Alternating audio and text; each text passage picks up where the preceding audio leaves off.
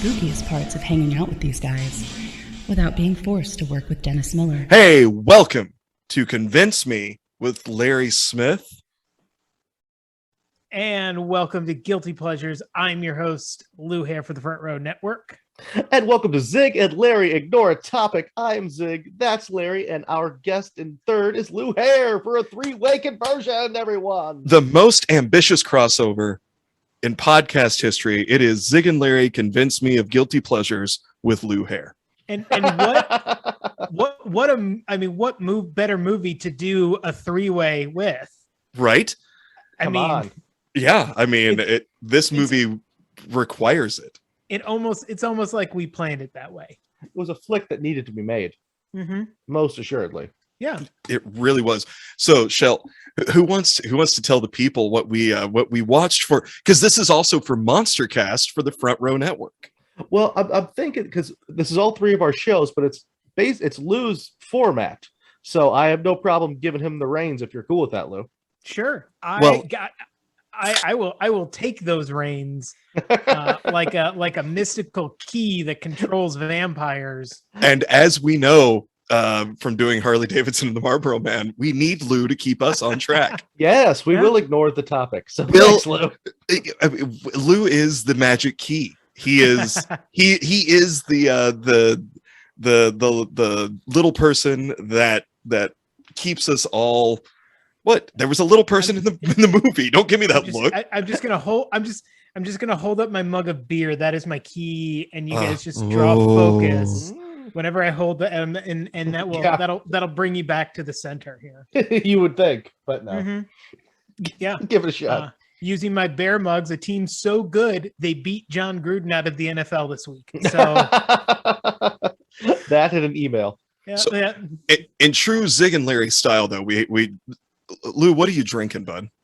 I am actually drinking. I only drink things that involve my name. So I'm drinking a Scotch Reserve from Lake Louis Brewery in Wisconsin. Oh, there you go. All right. So picked up on my trip from visiting a friend of the pod, Dr. John Bowser. Shout out to him. So yeah, it's a good time.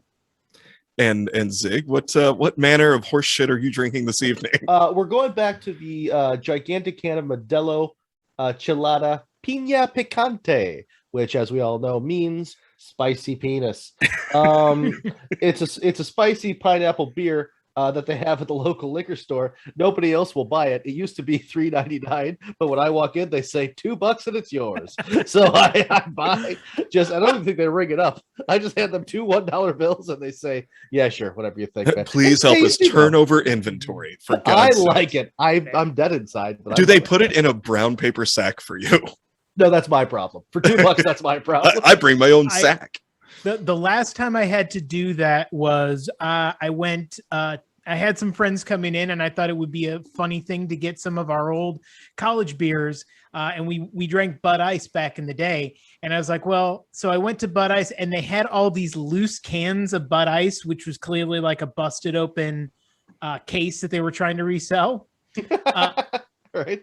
So I was like, well, it's better to do that than buy a 12er of this shit, because I don't want to have it sitting around my house for years. So I went and I bought, like a dirt bag, 3 dented cans of Bud Ice.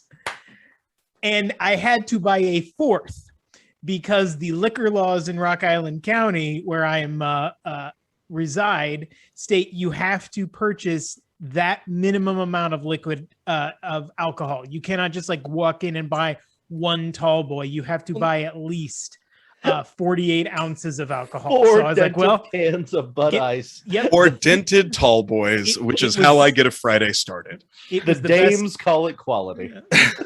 The best $2 I've ever spent. And you, Larry, what manner of horseshit? I am back on my ridiculousness, where I've thrown some bourbon in about half of that glass and topped it today with twisted tea half and half. Okay. I love watching you give up in front of me. It's amazing. Look, my liver got uppity and I wanted to put it back in its place. Delightful. it woke up and it went, ah, and I was like, yeah, that's enough of that. Get back where you belong. All right. Well, getting back to vices, we're going to talk about a different kind of vice now because we're going to get into this movie that we've all agreed to cover. A movie celebrating its 25th anniversary this year. Hey. And we are going to be talking about Tales from the Crypt presents Bordello of Blood. Oh, what a what a classic. An hour and 28-minute runtime meant so little to so few. It is the Room of vampire movies. It wanted to be From Dusk Till Dawn before it knew what From Dusk Till Dawn was. Yeah, there you go.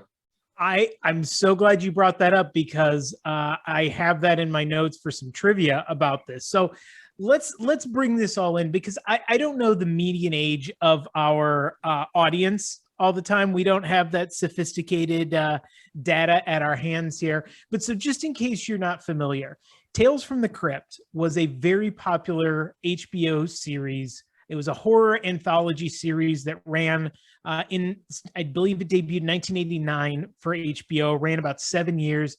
And every week it was some new horror tale that they got based off a comic book series. And they would get famous celebrities to do these kind of one-off episodes. It was great. It was a fantastic show. It was hosted, they would be bookended by a character known as the Crypt Keeper, and his basic job was to make as many death puns as possible in a 30-second window. While being a puppet. And of what people don't realize, later on, the Crypt Keeper became the press secretary for President Donald Trump. That's just a hack joke. I don't care. I don't care. Hold on, I had that written down. I have to cross it out. I can't say it. Yeah, there it is. I didn't our last episode, did I call you out on any of your hack jokes? You should have. 2. I did 2. But yeah. So Tales from the Crypt becomes such a popular show that they decide they're going to make some movies out of it too. Why not? So they actually release a movie in 1994 called Demon Knight, which is Great actually flick. pretty decent movie if you have not seen it. Definitely worth catching. It's a low budget movie, but it's profitable. So they're like, hey, let's do another one. And Billy Zane made up for all that low budget. He did, well, yes, and the one and only William Sadler, who shows up in this film as well. But so they're like, okay, let's shop around and let's find some different scripts and different things that are floating out there that kind of fit the Tales from the Crypt vibe. We can slap our name on it. We can wrap this up, market it, make a little bit of money. And you mentioned From Dusk Till Dawn. One of the early scripts that they actually looked at was the script for From Dusk Till Dawn. Really? Yes. Wait, so that's a Tarantino flick. When did that come out, though? Because that is a much different. It's not a piece of shit. I'm not sure how to say that. Double check. I believe it's either the same year or the year after that. Really? I got it. I'm pulling it up. No, it's 1996. Really? It is the same. These two movies come out the same year. So yes, there are two movies in 1996 about brothels filled with vampires. So this is the Turner and Hooch and K9 of brothel vampire flicks, where one is obviously superior and one has Belushi in it. The not so great Belushi. Yeah. Yep. Or the lesser Belushi. The Deep Impact Armageddon. There it is. Yes. Same thing. Of Dante's course. Peak Volcano. The mid 90s were just a wash of, hey, we have two competing scripts. Give one to this company, and let's see what the hell happens. Throw a handful of daggers into the pit and see who comes out on top. Exactly. Everybody was knife fighting. Be like, well, you get Liv Tyler and you get whatever's left. I am sorry. So if you're sitting here wondering, well, why the hell would Tales from the Crypt pick this one and not From Dusk Till Dawn, the one partially at least written by Quentin Tarantino? This was written by somebody.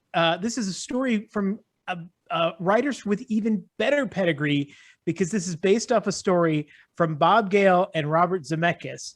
Yes, that Bob Gale and Robert Zemeckis, responsible for Back to the Future. That team is also responsible for Bordello of Blood. Oh, now, God. To be fair, this everybody movie, has that one kid though that just like sits out in the yard and stares at the sun for no reason. So you have to have that one. Yeah. You have a doctor, you have a lawyer, then you have Dale. To be fair, this is their first script. This is a script they wrote back in the 70s at kind of the high point of the exploitation period. They're like, well, we'll write our own sexy vampire exploitation movie. They couldn't get it made. And now they, in a haggling with Universal over their contracts, Universal agrees to produce this film to keep them under the Universal umbrella. And instead, they were like, you know what? We don't need George Clooney. You know who we need? Dennis Miller. He's available. Yeah, He wasn't. That's the thing. Dennis Miller wasn't. He was doing the Dennis Miller show on HBO. Mm-hmm. I feel like that time. If I can only imagine, to my millennial listeners or even younger, my Gen Z listeners, everything out of our mouths right now sounds like a fever dream. Because you just said Dennis Miller, and I'm like, it's Larry Larry didn't have a stroke. As far as I know, his face looks the same. It just has always looked like this. Okay. And it slopes a little bit to the left. It's me and Sloth. Yes, much like Tales from the Crypt, another famous star in the early 90s on HBO was Dennis Miller. He had done SNL, did Weekend Update for a lot of many years. He leaves that. He does a syndicated talk show that flops, but then he goes to HBO.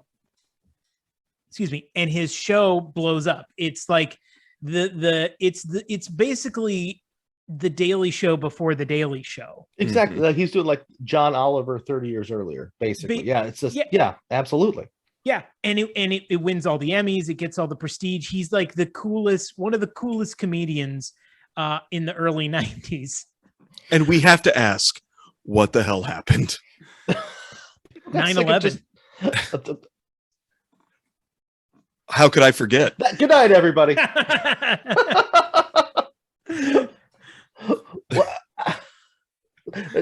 Show your work. What are you talking about, Lou? Okay, I'm with you, Lou. Okay, well, yeah, because here's the thing, and I'll say this. Cards on the table here. I saw this movie opening weekend when it came out. And the reason I did was, one, I like Tales from the Crypt, and two, I was a huge Dennis Miller fan. So I went to State high school speech doing one of Dennis Miller's rants from his HBO show. I was like a super Dennis Miller fan. So I followed his career. Towards the late 90s, he starts kind of like veering more into the cable news area.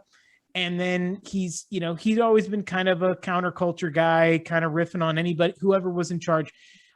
He and the 9/11 thing was partly a joke, but partly true, because he's acknowledged that he becomes a much more less of a comedian, more of a political talking head post 9/11. That's when he becomes a far more conservative comedian. Whether or not you think that makes him a less funny comedian, I'll leave that up to you, listeners, and go back and listen to all his great comedy specials he's recorded since 2001.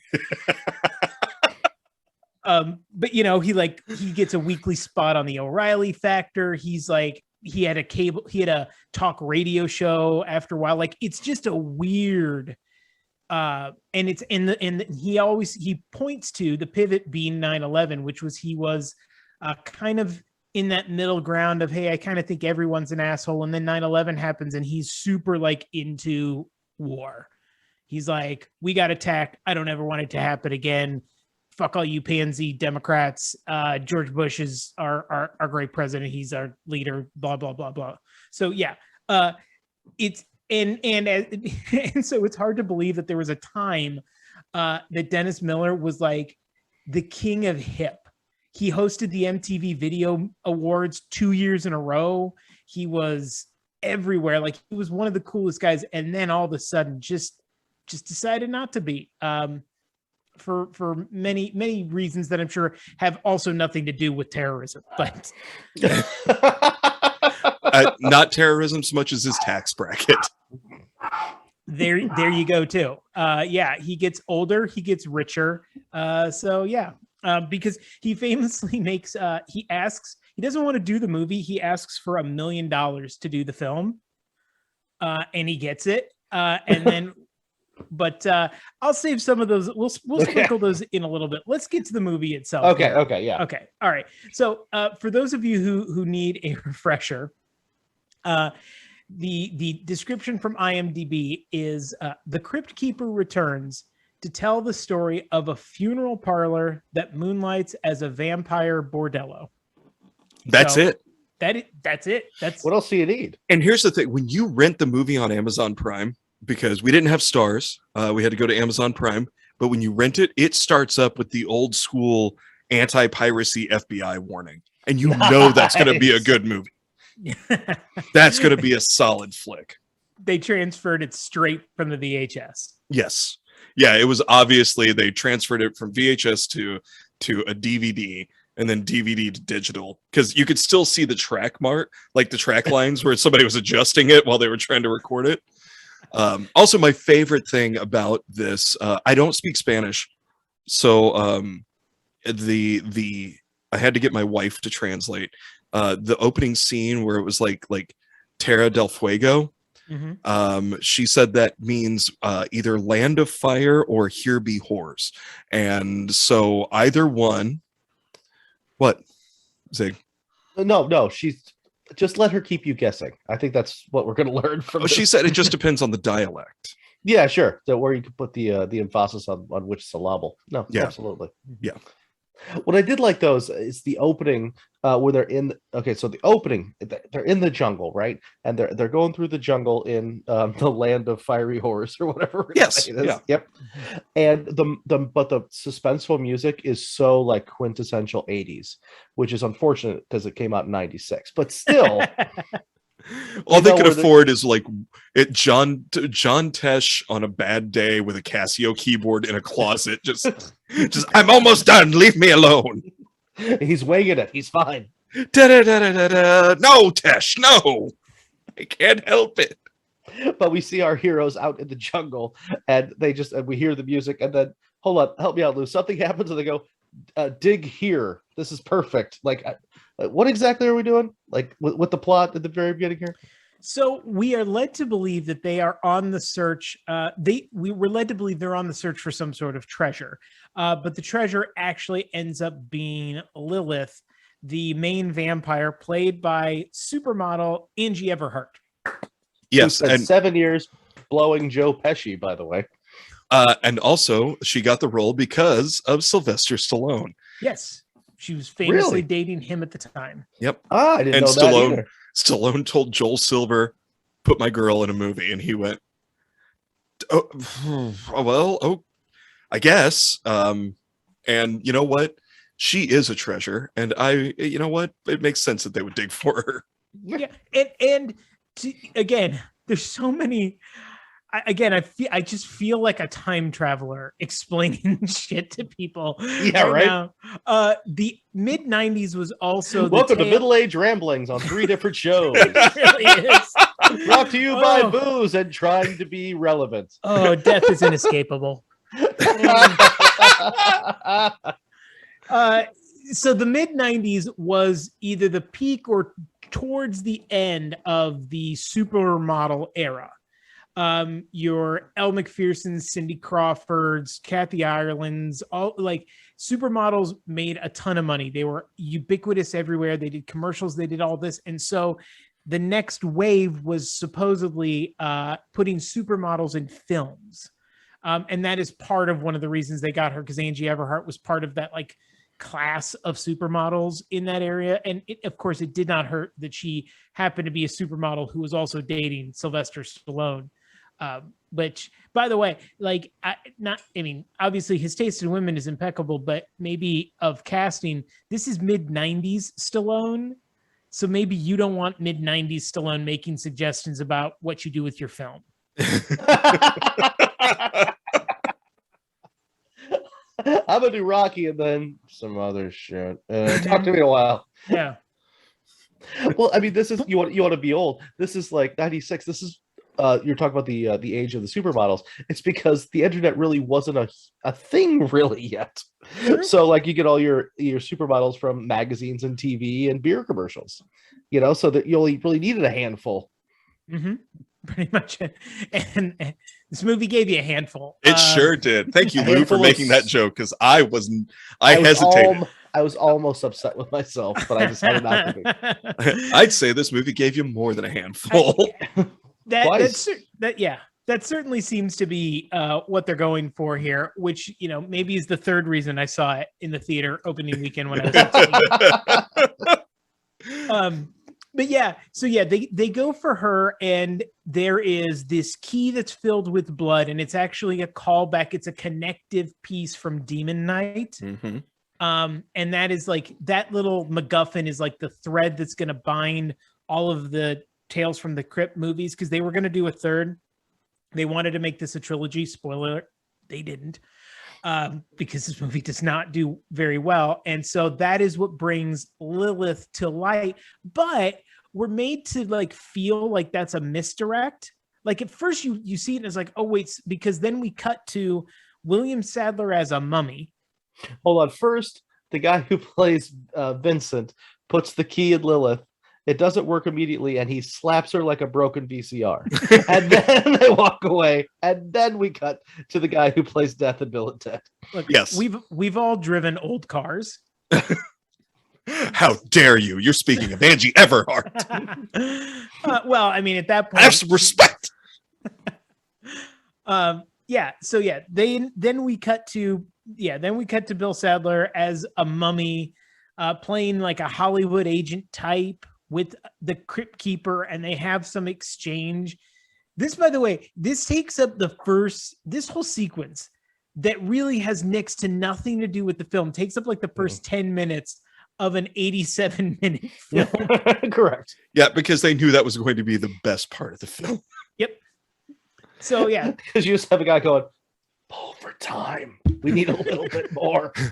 Give Sadler more coke. He'll just keep going. Give Sadler more coke and play with the puppet a little bit. It's the first time I've ever seen a movie vamp. Which is ironic because this is a vamp movie. Oh, oh God! Hold on, let me that joke too. Let's write this down. How dare you? So that kicks off the movie proper. The Crypt Keeper introduces the movie, and then we're introduced to the next two stars of the film. This movie's just a stew. We're throwing a lot because the next person we see is Erica Eleniak, famous from Baywatch and Under Siege, yes. and Playboy. There you go. I can't be the only dirtbag on this podcast. Look, I just can't say it. We were all teenagers, and we all had a buddy whose dad got Playboy, and we all made sure that we were there for the mail delivery before Dad got home. And she did do her best acting in that magazine. Absolutely, she did. Mm-hmm. She did. Yeah. I was convinced that she was a boat captain a couple times. Sure. Yes, I have very vivid memories. Yeah. Well, call and me a there pig. I don't care. Yet another relic of the 90s, Baywatch. So they're like, hey, we got a star from Baywatch. We got this, we got Dennis Miller. We've got a supermodel who, like, what's another name that's going to really bring the people out and think this is something special in 1996? Corey Feldman. Corey Feldman. Thank you. Which, after watching that opening scene, I'm convinced that Corey Feldman didn't even know he was in a movie. And there he is, ladies and gentlemen. Ladies and gentlemen, let's give it up for Corey Feldman's retired stunt double. Are you actually costume change there? Oh my! Now I'm ready to talk about this, gentleman. Seriously, I don't think he knew he was in a movie. I think they just was like, they were like, "Here's your new bedroom," and then he just yelled at Erica Eleniak and stormed out of a house. I refuse to say what's going on. Just watch it on YouTube, and if not, it's fine. But I've been waiting to do this stupid joke this entire episode. You look like if Paul Schaefer were trying to go as Corey Feldman for Halloween. I'll take it. That's actually better than what I thought it was going to be. I was going to say, you look like Paul Schaefer's twin brother who deals coke. Okay. And never graduated anything. Yeah. Yeah. So it's an interesting choice to have Mr. Feldman in here because he had not been doing much. He'd be doing a lot of coke. I was just saying, yeah, well, Corey, are you going to be sober enough for the next month? All right, fine. This is one of the first return movies that he does in between kind of some difficult times for Mr. Feldman. So he was big in the 80s, early 90s. He's dealing with some stuff, and he's coming back. And what better way to make a comeback than Bordello of Blood opposite Erica Eleniak and Dennis Miller? What better way than not From Dusk Till Dawn? Yeah. Juliette Lewis gets From Dusk Till Dawn. Corey Feldman gets Bordello of Blood.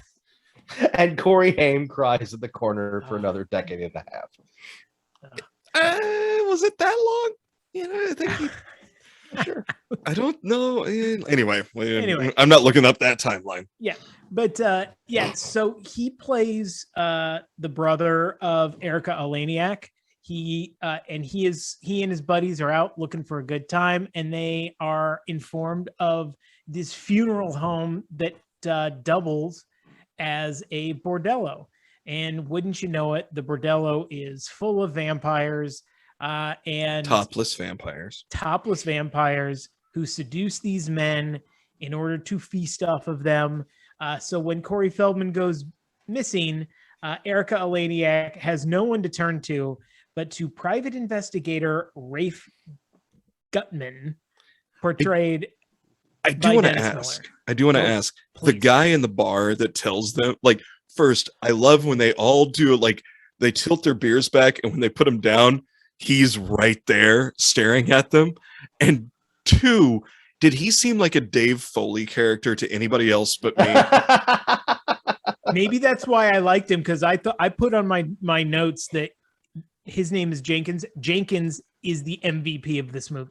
Yes, I said 100%. the same thing. I said the same thing. Go ahead. No, please go ahead. It's the most over the top milking. He's like, I've got 3 scenes. I'm going to act the shit out of and do everything I can in those 3 scenes. And then I'm going to be done. He eats the scenery. You're right. He has 3 scenes. In 2 of the scenes, he says the exact same line.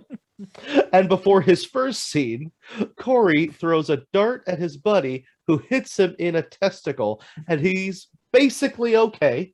He's able to walk it off. And then they all have a toast that basically just says, we're all virgins. Oops, there's your inciting incident. And then this cat comes out and entices them angrily with possible hookers. And who hasn't been there? Zig, you remember that night, the winery? Yeah, it was Wednesday. This last Wednesday. Yeah, it was this last Wednesday. Yeah. Sorry about your testicle. I'm not. It ain't coming. Yeah, you earned it. Yeah.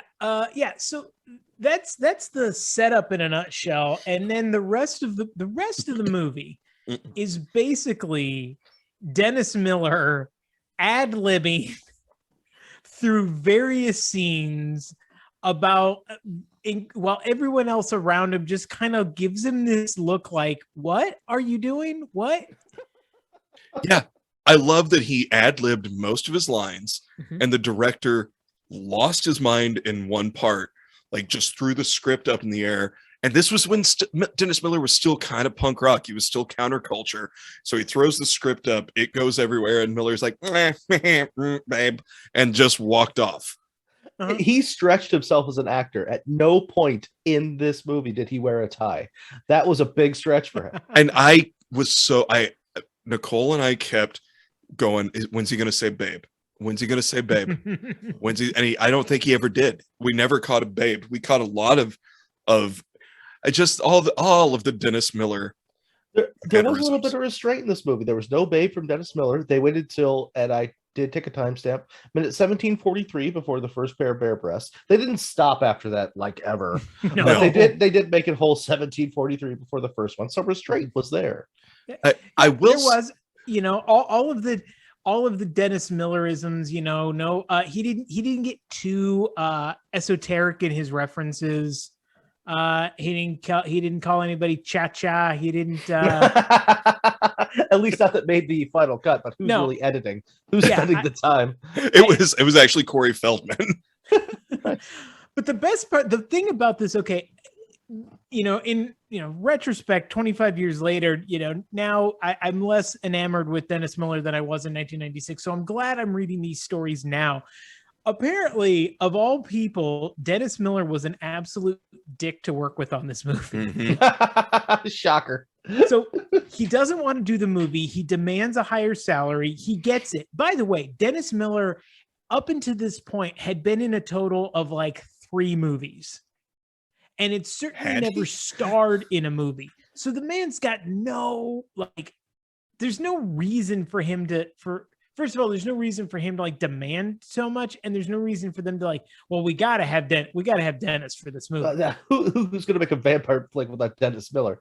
But well, and there were only 3 at the time, only 3 viable Dennises, and they took. I mean, there was Dennis Miller, Dennis Larry, and we know Dennis Miller is still better than Dennis Larry because Dennis Miller, regardless of anything, never stole a joke and made himself rich and famous on it. Here's who I wish they would, which Dennis they should have gotten. Dennis Wolfberg. Because you've got a Jewish man who could have, when the vampire pulls his shirt open and it's a Star of David, he could have screamed at a Mary Ozzie and Harriet to you, Billy Bob, and we all would have lost our minds, and the movie would have won an Oscar. You said that Miller got $1 million for this? That is rumored. And do you know what the budget was? What the total budget was? Like $1 million and $38, or what was the total budget? The production budget is reported 2.5 million. So he got damn near half of the budget. He got half. And he still cut out early every day. Every day. Yep. All right, babe, you're gonna do these scenes without me, babe. Yep. He refused to have to stand in for when it was time for his scene partners close-ups. So basically, the only time you're actually seeing Dennis Miller is when you see his face on screen. Every other time, it's somebody else in a wig from behind. Really? Does not shock. Sure. He throws up the script. He says whatever the fuck he wants. He literally just decides, I'm going to take over this movie because I can do that. I'm movie star Dennis Miller. Did the check clear, babe? All right, we're gonna fuck with these people for about 3 months. Look, cha-cha. Yeah. And the other part about that is that they had to reschedule the shoot around the shooting of his television show, and the Canadian crew became angry at him because the filming schedule meant that they could not go see their families on the weekends. So yeah, everybody, there's a making of God bless whoever decided, hey, we need to do a documentary on the making of Bordello of Blood. We got to make up our cash somewhere. But yeah, Angie Everhart, Corey Feldman, and the director are all like, yeah, Dennis was not great to work with. He was he was real, which when you they even say that in a documentary, he's an asshole. Yeah, right. Because that's the polite way of saying that. Exactly, because when you're just like garden variety asshole, they'll be like, he just has his process. He's very strong-willed and works on stuff with that. When they then downgrade to, he was hard to work with, he's basically Hitler at that point. What they mean is, I was this close to lighting him on fire in his trailer in front of his children. I was like that close, and only the clergy could stop me. if Corey Feldman is calling you unprofessional, you done fucked up. In between key bumps, if Corey Feldman is pissed off at you, wondering where his pants are, and saying that his is an asshole. During the director's commentary, you just hear Feldman just. Anyway, yeah, this is a man who did 4 movies with Corey Haim, and was like, "I'm never working with Dennis Miller again." I might never work again, but if I do, it won't be for this guy. Yeah. When he says not nary a foul word about Kiefer Sutherland, but goes in on Dennis Miller, come on, you know there's a problem. Yeah. How was Kiefer? Well, we had to poke him with a stick a lot to get him to wake up and get into the scene. You didn't just shake him. No, you don't get that close. You don't get that close. But his racial slurs were at least very specific. Creative, if nothing else. Part of the process. He kept saying, "But my vampire is racist," and we were like, "He's not. No. He's." Yeah. So let's we've got the framework of the film now. We do. Dennis Miller is a shithole PI. And works out of an old porn theater and has an ex-wife that he hates. It's all the tropes. Yeah. There you go. So let's get into some scenes or moments here. Zig, I want to start with you. What's a scene or moment from Bordello of Blood that really sticks in your memory that you can say without sounding too much like a perv? Well, that ends this episode. So we can just jump around to any point in this movie. We don't have to go chronologically. It's an 87-minute movie. We're going to be fine. Sounds good. So the scene where we haven't brought up the preacher yet. I don't know the actor's name, but he's the guy from Princess Bride. Yes. Chris Sarandon.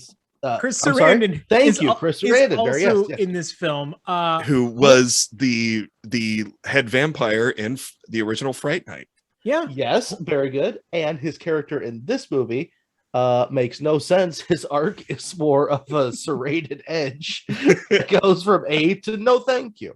Mm-hmm. So there is the scene where we learn about an hour into the flick. So we're going way back to the beginning. We have the key that brings Lilith back to life, and we find out that whoever has the key of blood can actually command Lilith, who is the oldest vampire, who for some reason still talks like a mom at a mom who could also be a hooker at a bake sale. So she sounds like a mom on the first night out she's had in a while that goes to a Chippendales pop up at an old Spirit Halloween store. The oldest vampire in the world says things like "gonna crush your balls into guacamole," because that makes sense because she knows what that is. Yeah. She was in South America, Zig. That's where she was buried. And played by famous South American actress Angie Everhart. Yes, the red-haired South American actress. That's a very excellent point that I did not pick up on. The whole point is at the very end. So at some point about an hour in, we find out that Vincent got the key to give to the preacher because Vincent somehow works for him and or is trying to maybe be cool with God and be good towards the world. I don't know, but the preacher has the key. I don't really exactly know. So in a moment of really weirdness at the end, Angie Everhart has the preacher up against a car. She wants to kill him, but she can't because Vincent has the key. And instead of doing anything, Vincent just throws the key. Everybody in slow motion goes, "No!" And it shatters. Now, she does say she wants to keep him alive, and then the scene ends. And I guess everybody just takes an Uber home. Everybody's like, "Cool, so that broke, and so I'm gonna leave him alive." So they all just kind of walked away. What the fuck is going on? Yeah, at that moment, she could completely kill the Reverend. Yeah, or torture him, or if she's a vampire, she could do something gnarly. But no, he's allowed to go back and just suit up with stakes for his big and he's Bordello that are masking taped into his overcoat. Yes. Here's what's great. I'm glad you brought that scene up because yes, I did forget to mention about him and his whole character and that entire subplot. But in my defense, that subplot goes absolutely fucking nowhere. Nowhere in a hurry. And again, I know we've harped on the runtime of this movie, but it's a flex for a movie to be 87 minutes long and still have an unnecessary subplot that means nothing to the story. Nothing at all. I don't know why we put him in there. It's amazing. And that scene is like the whole big no shatter. Lilith is now free. Yeah. Cut to them and this is the KFC, I guess. Well, usually in vampire movies, and correct me if I'm wrong, because my vampire lore is not great. It's basically this and Vampire in Brooklyn. Well, if you have to have two. That like usually in vampire movies, like the holy man or the the man of God is the one who like knows about vampires and is the one who kind of knows, and they're the one that like educates them on how to defeat a vampire. In this movie, everyone seems to know how you kill a vampire. Except for the televangelist. Except for him. He shows up with like stakes eventually. Somehow at the end, before stealing money from people and playing guitar poorly with a laser light show, it's very confusing. It's very confusing. But I will say, Chris Sarandon is fantastic in this movie. Yes, he is. He 100% got the assignment. Yeah. He cashed the check and went, do what? Yep. I'll give it my all. I don't know what we're doing here, but I will show up.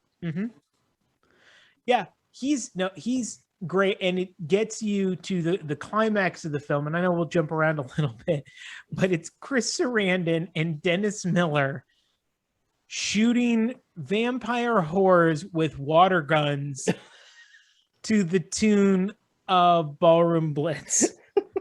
And I couldn't have been happier. This was everything.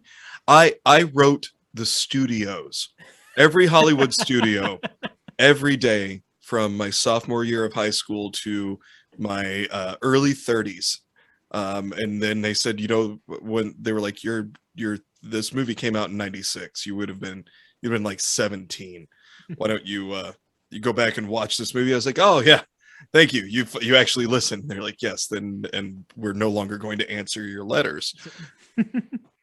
I like Super Soakers, lasers, boobs, Ballroom Blitz. It's just like a bunch of teenagers threw all their ideas in a Scrabble bag, shook it up, grabbed a handful of that's the movie. Nobody cares. That's fine. Just make that happen. Yeah. If there was ever a movie made for 16-year-old burnouts, it's Bordello of Blood. Because we're not hip enough to know what kids are listening to. We know one thing they love. They love 1970s classic rock.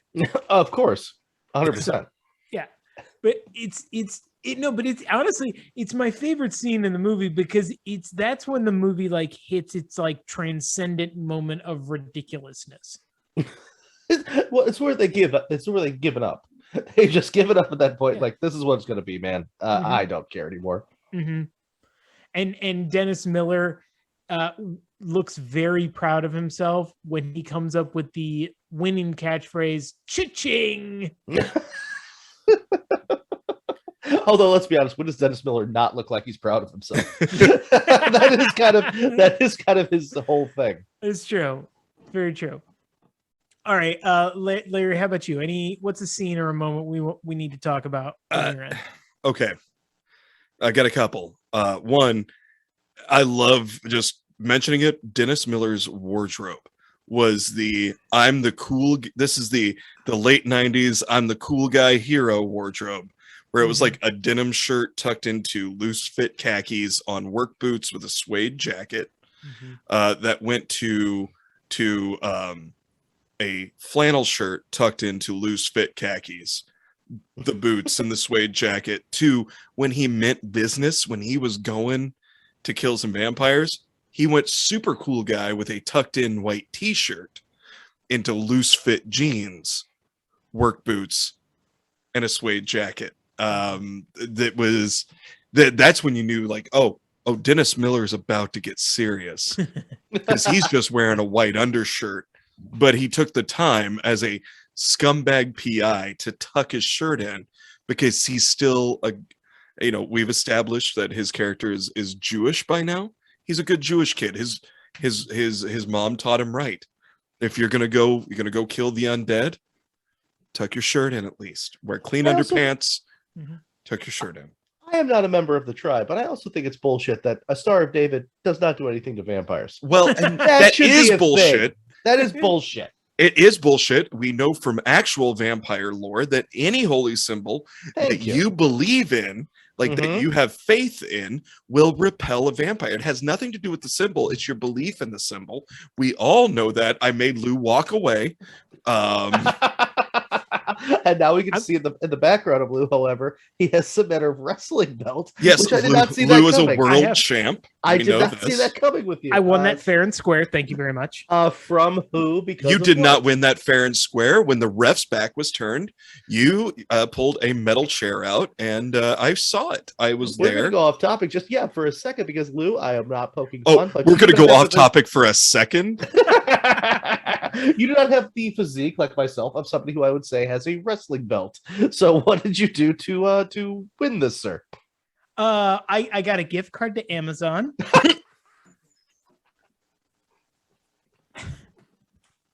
Love it.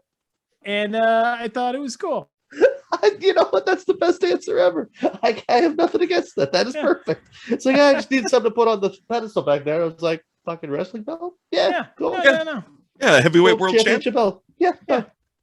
So here's my other thing I will mention. I'm gonna jokes. God damn it! It's just an art piece. This is me. It's my turn. For once, I'm the one pulling it back. The other moments are the fact that I wanted the dialogue to be horrible, but there's some really good moments of dialogue. Like there's some decent quips and like when the dude, like the first one that I wrote down is when he's trying to get information from Corey Feldman's buddy, and his buddy's like, "Hey, fuck you," and he's like, "Consider me fucked." Oh, that's a cool line. It's a good line. Yeah. And then he calls his buddy that's obviously not all there. He calls him Stephen Hawking. Yeah, look, say what you want about Dennis Miller not like giving a fuck about the script. That is actually a plus for the film. Like he is a much smarter writer than anybody that touched this script. He also because this ties into our first episode together. He makes a Mickey Rourke reference. He does. Back to Harley Davidson. It's perfect. I was proud of, but it's glaring if we're talking about him obviously riffing. The actor who plays Vincent is a little person. There was only in this whole schlock piece of nothing 87 minutes. They make it a whole hour until they make the one little person joke where he calls him like a Ewok from hell or something like demented Ewok. Demented Ewok. Thank you. And you could just like, it was the only time in there, and you can know that he was like trying to squeeze in LP jokes the entire time. You feel him doing it. It almost seems perfunctory, but you could also feel the entire like cast and everybody watching the movie go, "Dude, fine, you get one, but nobody cares." Stupid. I don't own the Blu-ray of this. And why not? There is one. It's a remastered like special edition, which I believe the documentary is attached to. But I would hope that like when you buy like a Judd Apatow movie on DVD, there's a disc that's just basically alternative lines and deleted improv scenes. I kind of want a whole disc of all of the shit that Dennis Miller said that didn't make it into this 87 minutes. It's more than 87 minutes of just that. It's 3 days of Dennis Miller just being proud of himself. It's the running time of a Peter Jackson movie, just like, oh my god, none of this is funny, and it's all delivered in the exact same cadence. Jesus Christ. Here's my last How point. dare you? My last point. Angie Everhart doing her damn best. She's doing her damn best, and I could not be more proud of her. Like the whole time I'm watching this, I'm like, you know what? You're doing she's great. Not watching, Larry. It's okay. Doesn't matter. This is not going to get back to her. I promise you. Yeah, it's okay. You know what? I just the whole time we're watching Nicole and I just kept looking at her, and I'm like, you know what? She's not great, but she's doing her best. And I'll give you that though.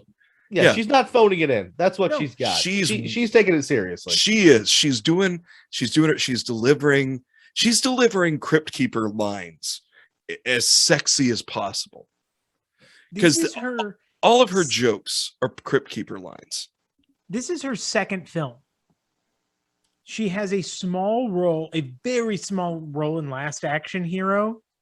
And now she's being asked to be the second lead of a movie, acting opposite a guy who does not want to act opposite of her.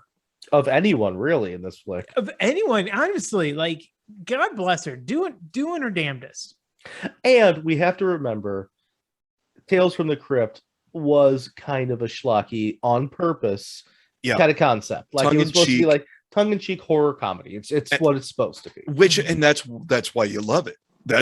And it was staying true to its brand. And she, like I said, all the lines they wrote for her where she was doing these puns and having to do joke, like when she's walking through and she's sniffing and you think, oh, she smells Dennis Miller, and then she raises up her arm and it's like, oh, and walks away. I'm like, this, I bet if they could have just had her be just a super sexy vampire, she could have sold it. Well, yeah, I mean, Tales from the Crypt, most of the old HBO episodes, I mean, were like a bunch of guys just sitting around a room saying, hey, what can we get done for $49 and a small vial of Coke? Watch me go. Like, it's, it's not supposed to be it's not high art.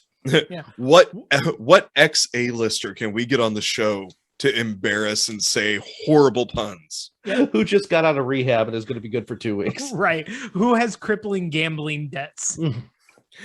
Can we just is Madston still on the set for Harley Davidson tomorrow, man?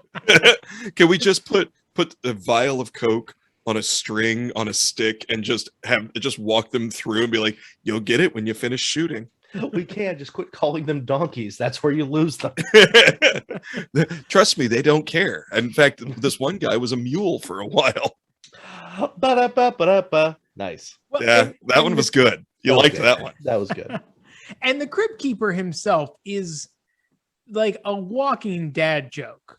Yeah, of course. Everything he can, they turn into some pun or turn a phrase that's like ghoulish or whatever. So that whole aesthetic is fine, and like that's what the movie is. I mean, look, I don't want to meet the person who paid $10 to see a vampire brothel movie starring Dennis Miller and walked out thinking, well, that was fucking stupid. It did not meet my expectations. Yeah. If they couldn't plaster on the poster anything else that would have told you this is a dumb movie. And it's Tales from the Crypt, it's Dennis Miller, it's Angie Everhart, here's some boobs, and that was it. Yeah. The poster said, we suggest a matinee. It's like, middle of the day, you lost your job, it's fine, sneak a beer in, nobody cares.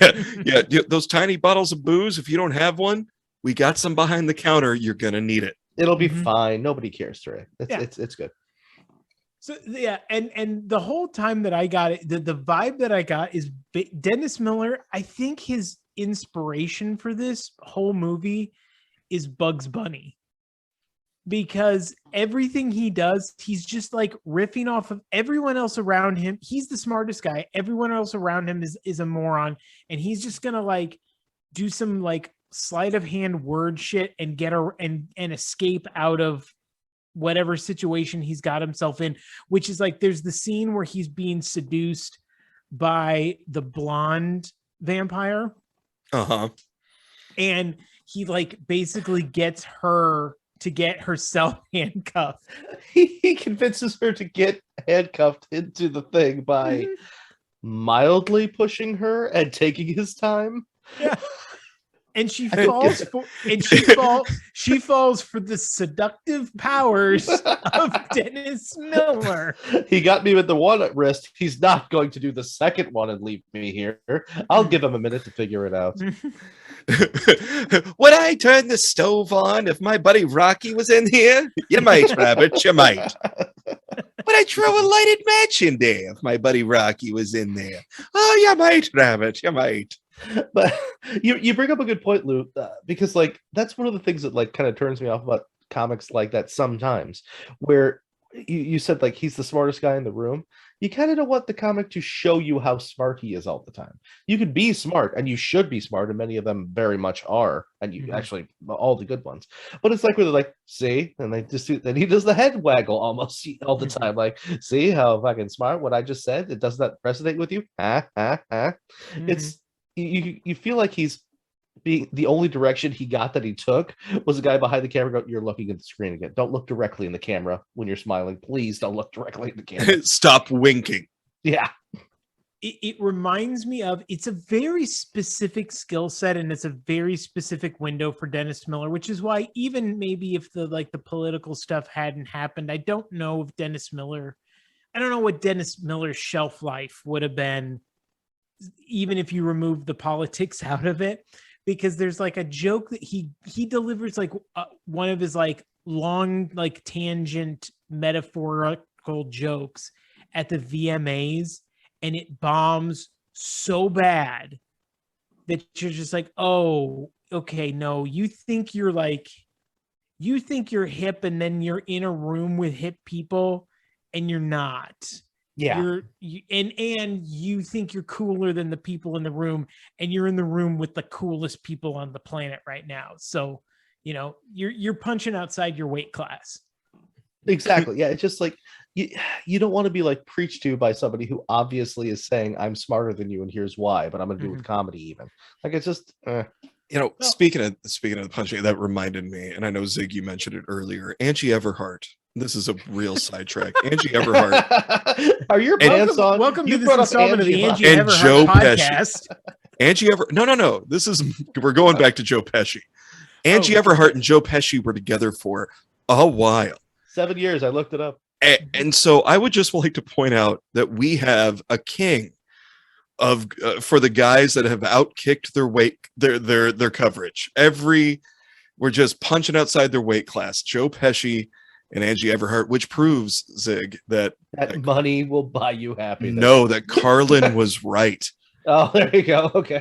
You pray to Joe Pesci because that's a guy that can get things done. And she was with him in the 2000s. It was like post.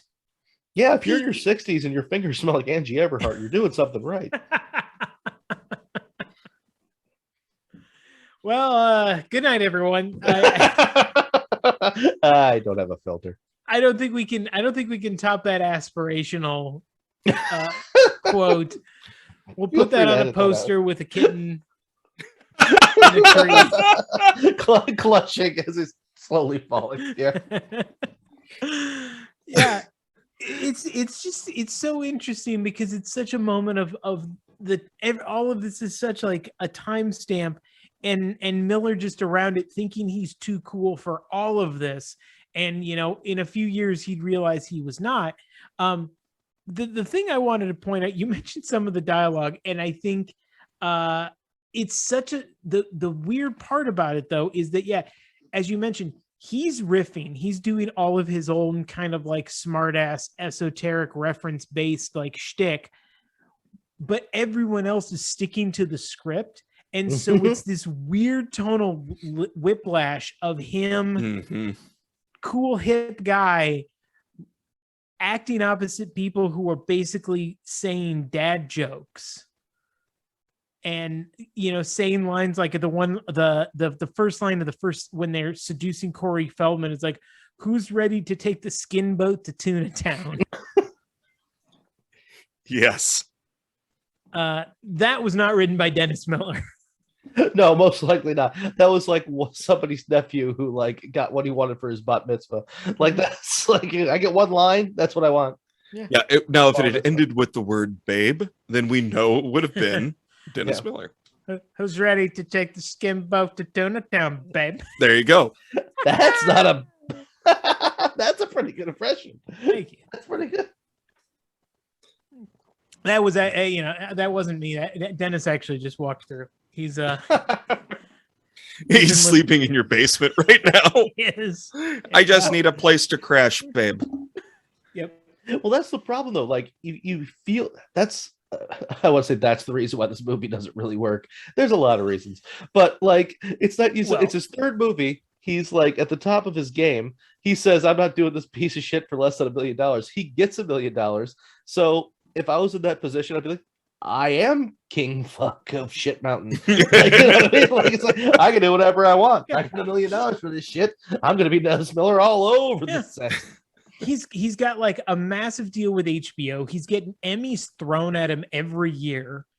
He's like, this is really kind of, I guess, the peak, the pinnacle of him. And then it was like, okay, know your lane, bud. Exactly. Well, he's a very smart man. He might have even said, you know what? In 10 years, I'm going to look like a huge prick, so I might as well enjoy this as I can and just bank. I do want to mention, I think honorable mention from the movie does go to the laser light, oh the Lord, that is used to help defeat Lilith, the incredible vampire. But I giggled when I first saw it, and it nearly killed Chris Sarandon.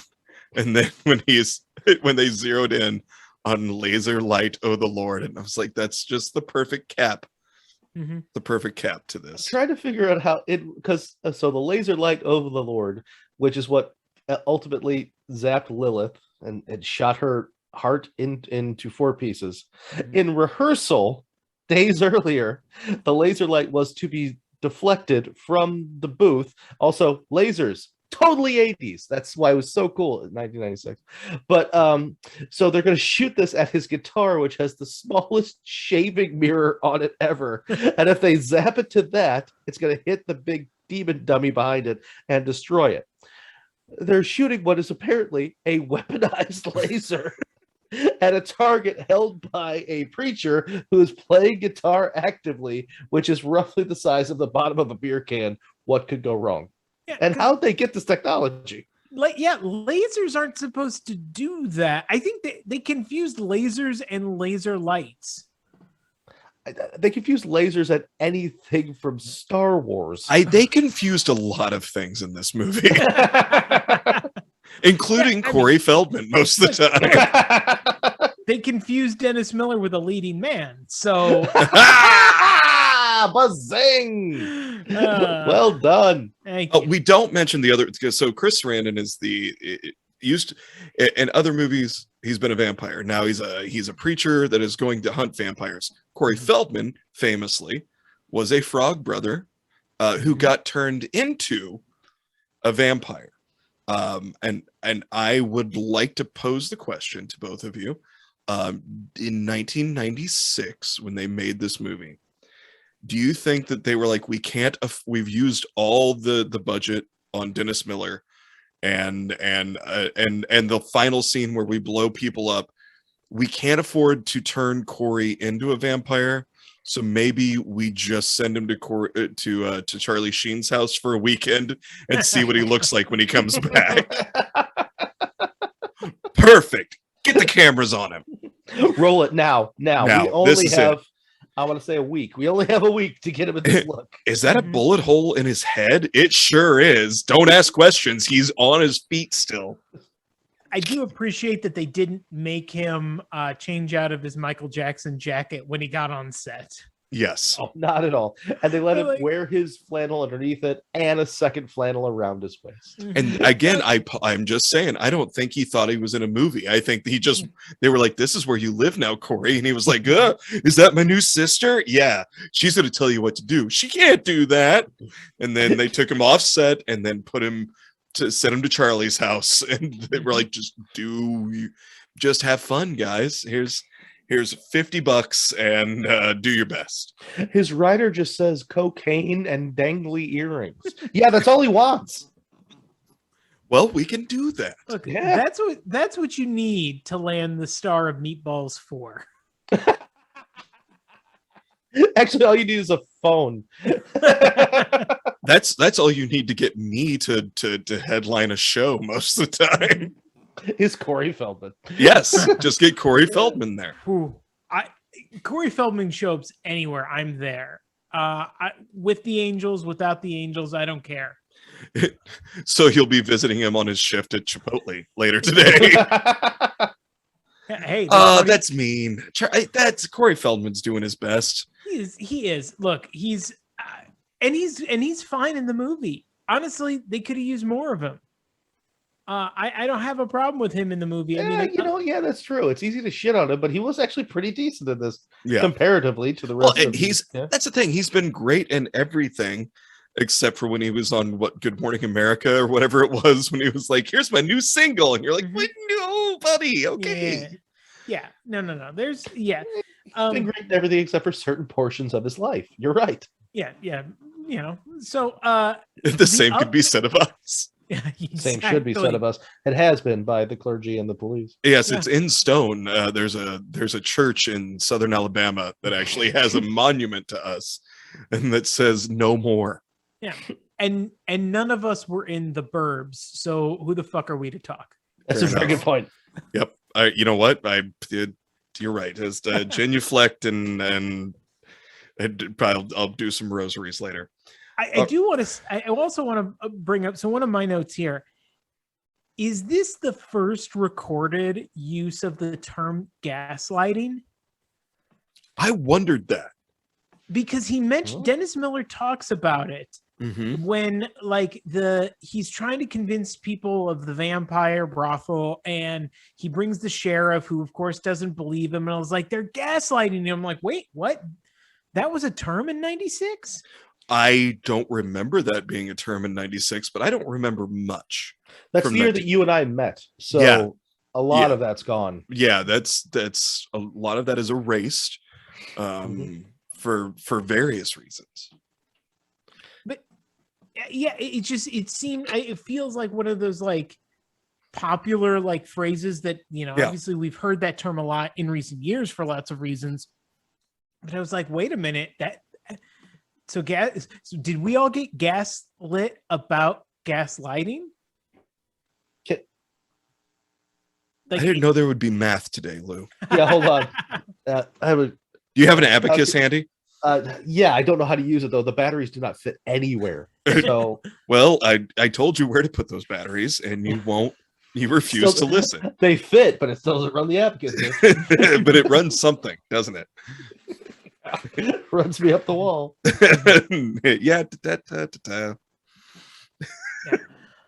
Yeah. So we mentioned that's you mentioned that's the end of the film. The climax is that Dennis Miller and Chris Sarandon like shoot up all the other vampires with their water guns full of holy water, but Lilith requires her heart to be cut into 4 pieces because the preacher knows that.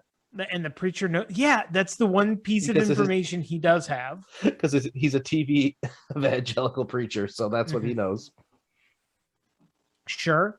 He knows that. He knows the proper way to use a dental dam. There's a handful of other things. So she gets cut by the laser cross, and it gets cut into 4 pieces.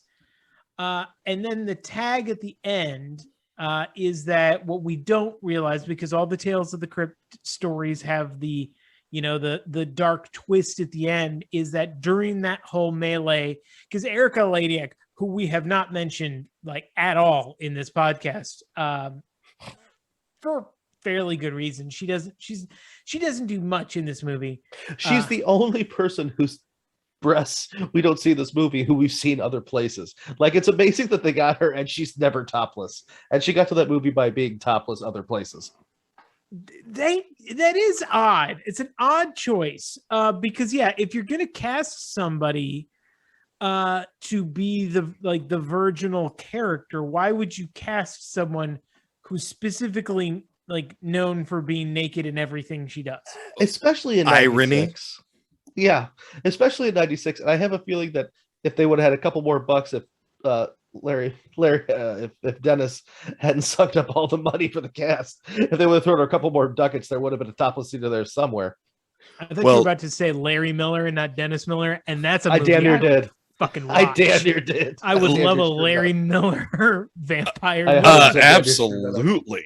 Absolutely. Larry Miller would have been much better in this movie. Yeah.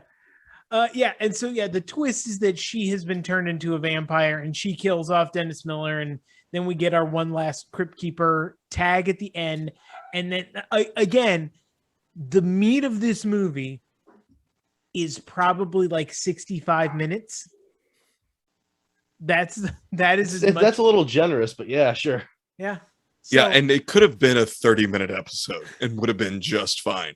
Mm-hmm. Except that in a 30-minute episode, we wouldn't have gotten the 27.5 minutes of bare breasts that were in that movie. This movie's like it's immersion therapy for sex addicts, I feel. Yes. We're gonna show you so many boobs in such a short period. You're gonna hate boobs by the end of this movie. It just I kept saying, how did they get all of these women to agree to take their tops off? And how many of these, and I mean no disrespect when I say this, but how many of them thought, this is my big break? And I'm going to be in a Tales from the Crypt movie, which is a cult classic. All I got to do is take my top off and say a couple lines and Bob's your uncle. I'm on my way to stardom.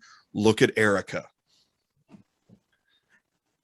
And then what happened? Baywatch is the biggest show in the world in this time period. That's a very good point. She has plenty of Baywatch catch. Yeah, well, that's what I'm saying. And all of these other actresses is like, well, if I show how hot I am and how good my boobs look on screen, maybe I can, get cast in, maybe I can get a role on Baywatch, or maybe I can get on Playboy, or maybe I can get Tommy Lee to pay attention to me.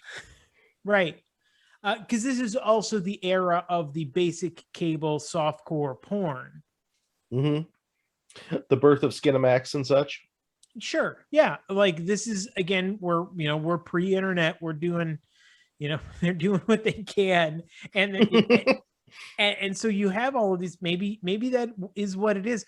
But you also, if you hear just the names, okay, I'm doing this movie written by Bob Gale, Robert Zemeckis, the Tales from the Crypt movie. It sounds like a bigger deal than it really is. And who's starring? Dennis Miller. Ooh, that Dennis Miller, the stand-up comedian, the one that used to be a teacher. No, you're thinking of Dennis Wolfberg is what you're thinking of. Oh, too bad, he's sexy. You'd be forgiven though, because Dennis Miller in this movie looks like the substitute teacher who only teaches the kids about the books that were banned in school. Mm-hmm. And not because he cares about them, just to be a prick about it. Exactly. All right. Go ahead. Okay, go ahead, Lou. Go ahead. Nope. I was just going to kick it to you guys. Are there any other scenes or moments or observations you guys had about Bordello of Blood before we take this to the guilt meter? There was just one little thing, and it's almost not worth bringing up, but I'm very excited to. When the guy that runs the Bordello, who runs the Cunningham Wake, the funeral parlor, mm-hmm. and he's got Erica, and he's gonna knock her out with chloroform and put her down, right? So I rewound it a couple of times just because the line is, "How about some chloroform, darling?" And he puts it over her face, and then it cuts away. There's literally nothing in her hand, and his mouth does not move during that scene. So that was introduced later, and in the scene, he just literally like grabs her and moves her. That somebody in post went, we're gonna have to knock her out for whatever we've just written. How do we make that happen? He chloroformed her. He's not holding a rag or anything. Just has it on his hand. He just has it on his hand. It's fine. It's fine. It's totally fine. It's what keeps him in check. It keeps him happy. Move. Nobody's going to notice. Everybody's going to notice. Nobody cares. So, full disclosure, I watched this movie on my phone. So I missed that. So thank you for bringing that up. I guess I needed the IMAX experience.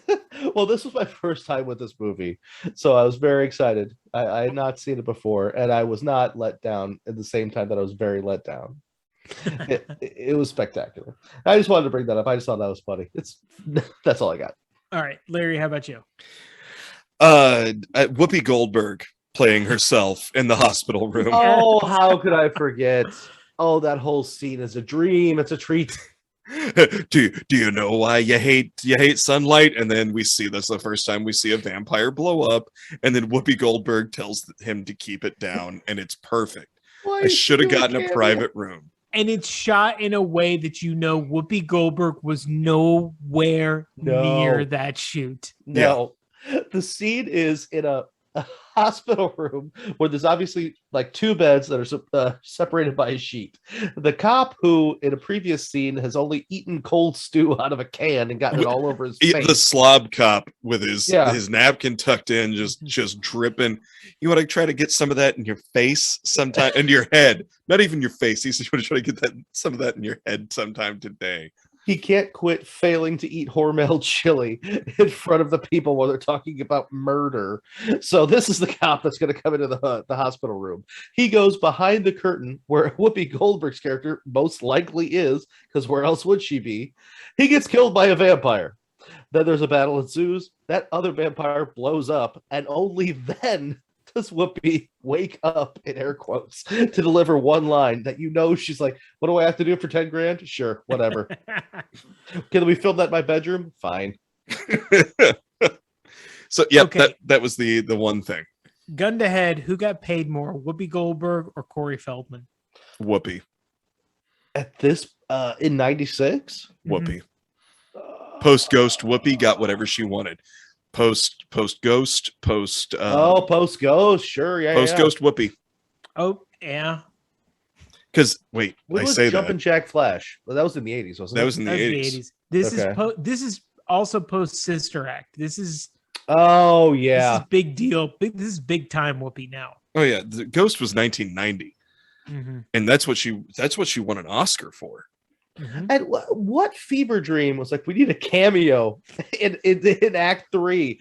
Who can we get? Anybody with the name Whoopi Goldberg? Really? Sure. What does she do? She's just in the movie. That's what she does. She yells at Dennis Miller. She's one line, and we can put her on the fucking poster. And it's not like it's the weirdest cameo, because you would expect, because those two are not like, you figure, oh well, maybe they were friends in the comedy world. They've never been connected to each other, as far as I know, in any way, shape, or form. No clue. Who did she owe a favor to? Like, is that just is this Zemeckis? Yeah, this is a Zemeckis poll, right? It's got to be Zemeckis. It was whoever was hiding the secret of her blowing Ted Danson in the 90s and holding it over her head before it finally came out. That's fair. This is the post Danson Whoopi Goldberg. It's a different Whoopi. So, and maybe this is post. I wonder. Although this is pre her failed talk show. Now I gotta look that shit up. That's too much. That was too long a pause. We all went. And I think we all also paused and went, can we continue to talk about this? I'm not sure. Way to point it out, and you're correct. How much longer can we riff on Whoopi Goldberg's 5-second cameo? I don't think we need to. I think we've done enough. One of the best performances in the movie. She does give a look. Oh, she nails the one line. Yeah, she does. Yeah. She's Whoopi Goldberg. Yep. Nope. All right, Lou, you got the guilt meter. I do, but just to wrap this up, let me give you some stats real quick on Bordello of Blood. So we mentioned it's a $2.8 million budget. It makes $5.6 million at the box office. Would have lost that bet. So technically a profit, but I guess marketing probably eats that up. I don't know. It's got a current Rotten Tomato score of 15% and an IMDb score of 5.4, which is much higher than I thought.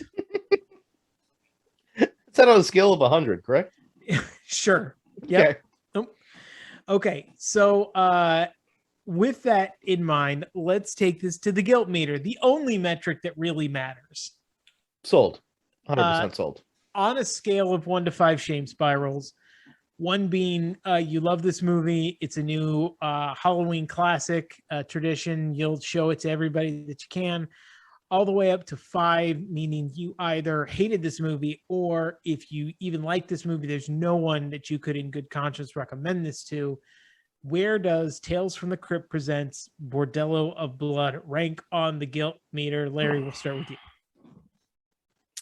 I'm gonna go 2.5. It's right in the middle. I enjoyed it.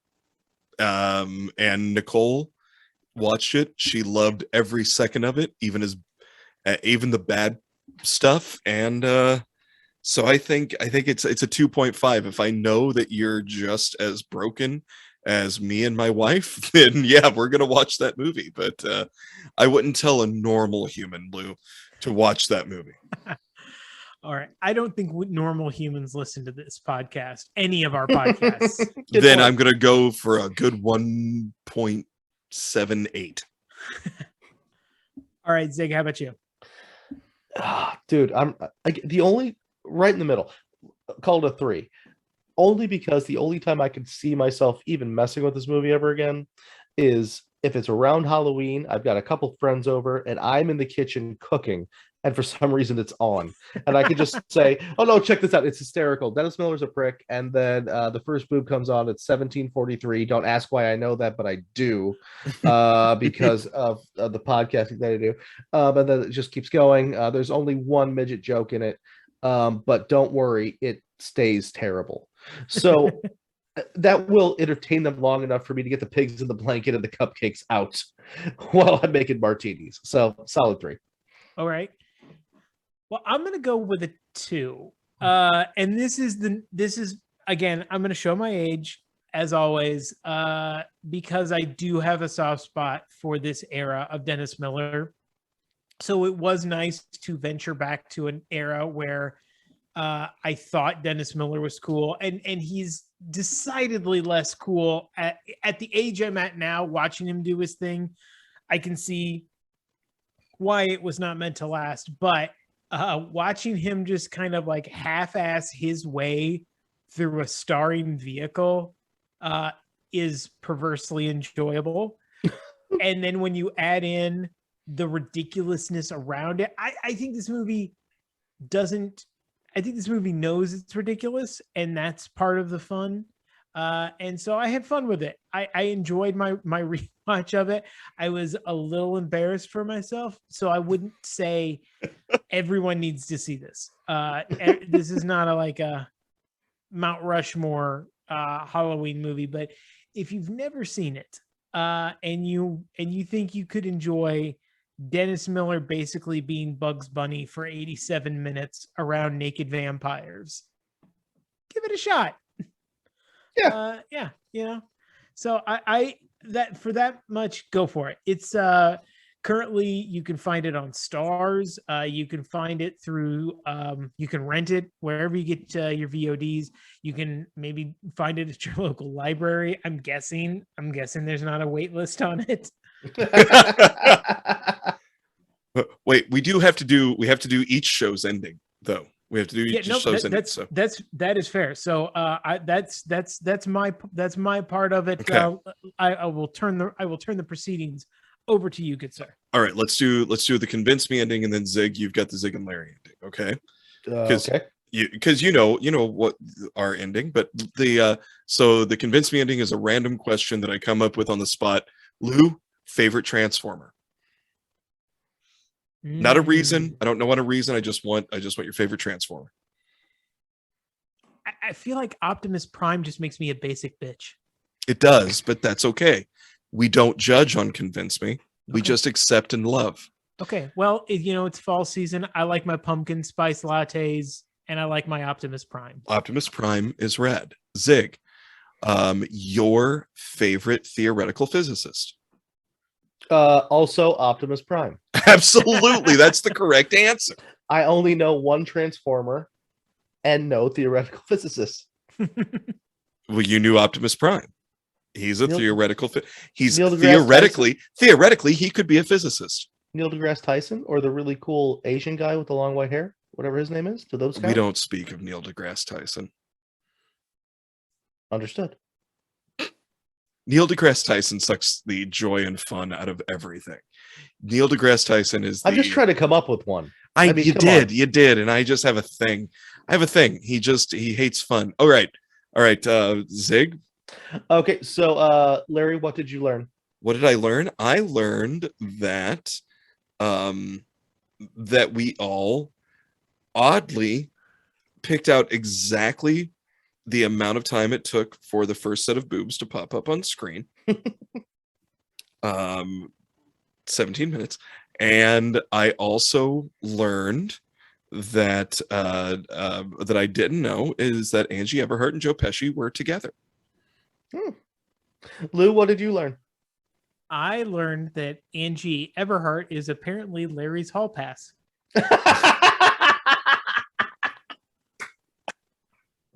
And one more, Lou. What else did Larry learn? Larry learned that he's secretly in love with Angie Everhart. Fair. Okay. Yeah. I don't think there's a secret. No, it's not secret anymore. I just think in talking this through, you talked about her a lot. It's very much like, the rom-com where the oh, that person, I can't stop, I can't stand you. You talk about them so much. Eventually, there's some sparks. Well, and hey, Zig, what did I learn? What did you learn? Yeah, what did I learn? You learned that Lou knows that you jerk off to Angie Everhart. That's the third one. That's comedy coming in threes. I don't know if it worked, but that's all I got. And Zig, what did Lou learn? Lou learned that he probably doesn't want to do another one of these with us again. And if he does, calisthenics are in order. And Zig, what did Dennis Miller learn? He learned how to make $1 million the easy way. Did you learn anything, Zig? I try not to. Absolutely right. Yeah. All right. So for what did I call it? What did we name this show? Zig and Larry Convince Me and Guilty Pleasures. Convince Me of Guilty Pleasures with Lou Hare. I could have really worked that out a little better. Anybody else want to take a crack at it? Probably not. Hey, Zig. Mm-hmm. I love you. I love you back. Hey, Lou. Yeah. I love you too. And I love Angie Everhart. There it is.